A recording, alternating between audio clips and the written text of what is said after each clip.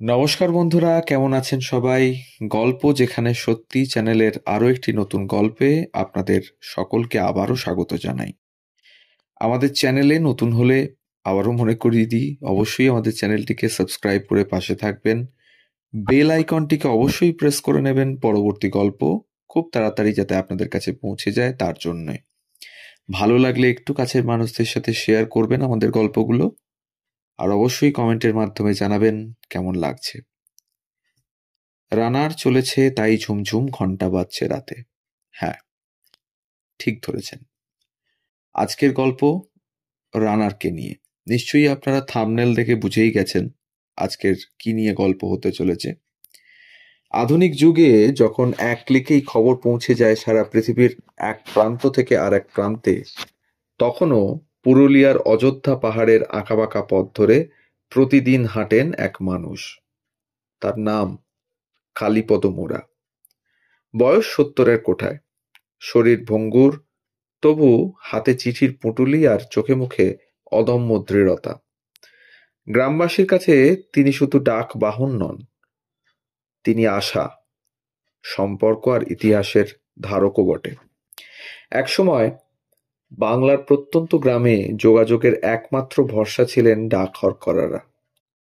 ঝুলি কাঁধে, পায়ে ঘুঙুর বেঁধে অরণ্য আর পাহাড় পেরিয়ে তারা পৌঁছে দিতেন মানুষের খবর, কখনো উৎসবের আনন্দ, কখনো বা শোক বার্তা। আধুনিক ডাকবাহন, রেলপথ, মোবাইল ফোন এই প্রথাকে প্রায় বিলুপ্ত করেছে, কিন্তু অযোধ্যা পাহাড়ের দুর্গম গ্রামগুলোতে এখনো এই কাজ বয়ে নিয়ে চলেছেন কালীপদ মুড়া।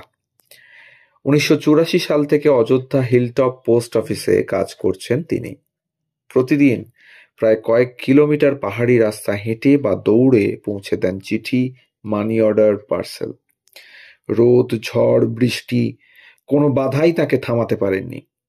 অথচ সরকারি চাকুরিজীবী হয়েও তার পরিচয় এখনো দৈনিক মজুর, স্থায়ী কর্মীর মর্যাদাই পাননি।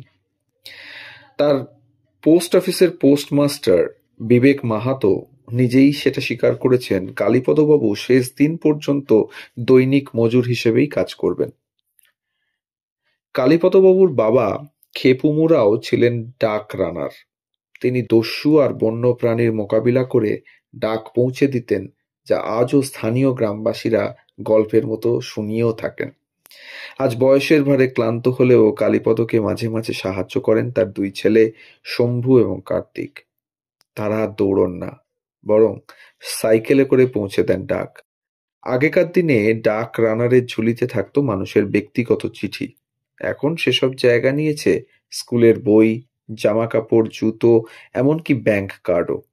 তবে নিয়ম মেনে ডাক রানাররা জানেন না ঝুলির ভেতরে ঠিক কি আছে। কালীপদ মুড়াও বলেন, আমি শুধু ব্যাগ পৌঁছে দিই, ভেতরে কি আছে জানার অধিকার আমার নেই।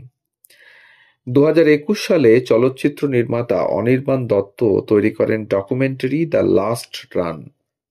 37 মিনিটের এই ছবিতে ধরা পড়েছে কালীপদ মুড়ার একাকিত্ব, সংগ্রাম এবং প্রতিদিনের দৌড়। দত্ত বলেন, আমি ডাক ইতিহাসে খুব আগ্রহী ছিলাম। খুঁজতে খুঁজতেই কালীপদবাবুকে পাই। তার নীরবতা আমাকে মুগ্ধ করেছে। ছবিতে দেখা যায় কাঠের খাটে বসে বিড়ি খাচ্ছেন কালীপদ। তারপর খাকি পোশাক পরে ঝুলি কাঁধে বেরিয়ে পড়ছেন দৈনন্দিন পথে। ডাক হরকরাদের ইতিহাস ভারতে প্রায় 1200 শতক থেকে। মানুষ থেকে মানুষে হাত বদল হয়ে পৌঁছে যেত বার্তা। লাল মাটির পথ, অরণ্যের ভয়, পাহাড়ের উঁচু নিচু রাস্তা পেরিয়েও তারা হয়ে উঠত জীবন্ত সংযোগ সেতু। আজ মোবাইলের যুগে সেই ইতিহাস প্রায় হারিয়ে গেলেও কালীপদ মুড়ার দৌড় আমাদের মনে করিয়ে দেয়, সংযোগ শুধু যন্ত্রের কাজ নয়, এটি মানুষের হৃদয়ের বন্ধন। আজকে কালীপদ মুড়া হয়তো দেশের শেষ দৌড়বিদদের একজন। হয়তো একদিন তাকে ইতিহাসে লেখা হবে শেষ ডাক রানার হিসেবে, কিন্তু অযোধ্যা পাহাড়ের গ্রামবাসীদের কাছে তিনি রয়ে যাবেন খবরের বাহক, আশার আলো আর প্রাণের মানুষ হয়ে।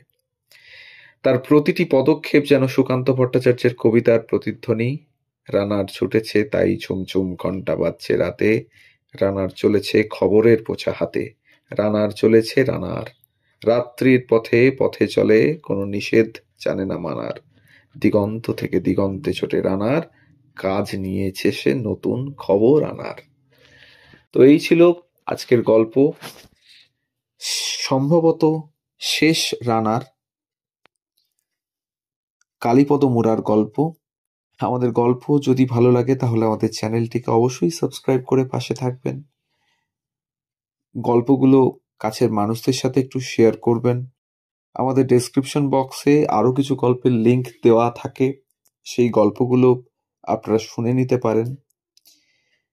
সবাই ভালো থাকবেন, সুস্থ থাকবেন। ধন্যবাদ।